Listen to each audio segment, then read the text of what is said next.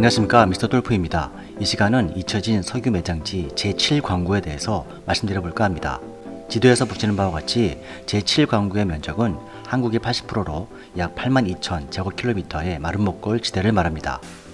7광구에 매장된 석유량은 미국 에너지 관리청 EIA에 따르면 위 그래프와 같이 10억에서 70억 톤 내외로 추정되고 있습니다. 흑해의 유전과 맞먹는 약 600억 배럴의 석유와 천연가스 매장량이 추정되고 있으며, 이는 아랍에미리트와 러시아보다 약간 작고 리비아와 미국보다 많은 엄청난 수준입니다. 한때 중동과 같은 산유국이 되는 거 아니냐며 노래도 나올 정도였지만 단독 탐사에 실패하고 일본의 협력 중단으로 방기되면서 잊혀졌습니다.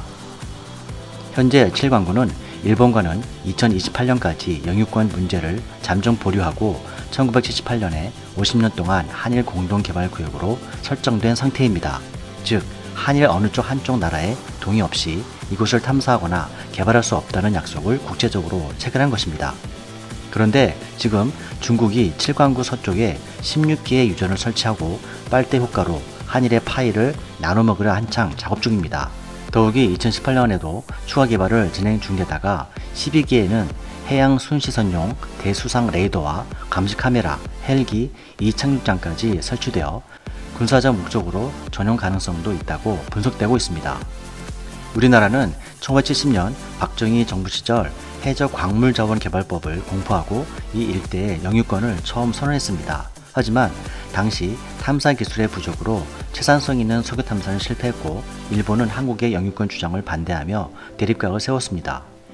이제 8년 후 2028년 협정이 만료되면 다시 7광구의 개발을 두고 3개국의 영유권 문제가 재점화될 상황입니다.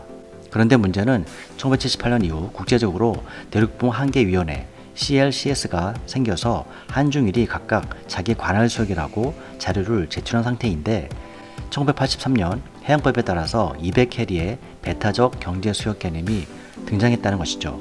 이 배타적 경제수역의 예외사항을 국제사회에 우리나라가 인정받을 수 있도록 적적인 근거 자료와 외교적인 노력을 하지 않으면 7광구 해역에 더 가까이 있는 중국과 일본 측에 7광구 대부분을 빼앗길 확률이 높아진 상황입니다.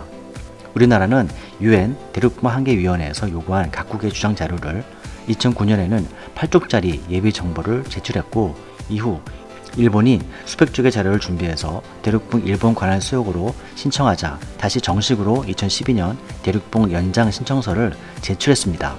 2013년에는 한국의 대륙붕이 오키나와 해구까지 이른다는 견해를 국제사회에 공식 발표하기도 했습니다. 결과적으로 현재 한국의 입장은 한국의 이익만 극대화할 수 있는 EEZ 전략은 없는 상태로 매우 까다로운 입장이라고 합니다. 2015년 10월로 사나원 환경연구소가 기고한 CNG 전문지 동북아 해역 권원 중첩 수역의 공동개발과 환경보호 합의 방안에 따르면 2015년 현재 한국과 일본, 중국이 가동 중이거나 예정인 원전시설은 합치면 93기에 달하고 향후 200기가 넘는 시설이 세워질 거라고 합니다. 이렇듯 원전시설과 해상 유전시설은 개발에 대한 막대한 비용과 고도의 기술이 투입돼야 하는데 단독으로는 위험할 수 있다고 평가합니다.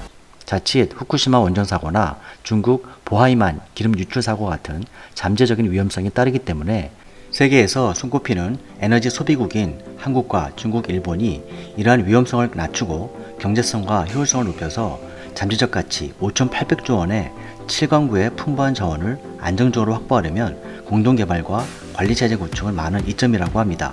관련 전문가 및 시민들은 산업 발전에 따른 동북아 6억 인구에 대한 에너지 확보가 시급한 상황에서 세 나라의 해양 관할권 분쟁 방지, 해안 환경 보호에 입각한 합의 도출을 위해서 한국 정부가 선제적으로 적극 나서야 할 때라고 촉구하고 있습니다.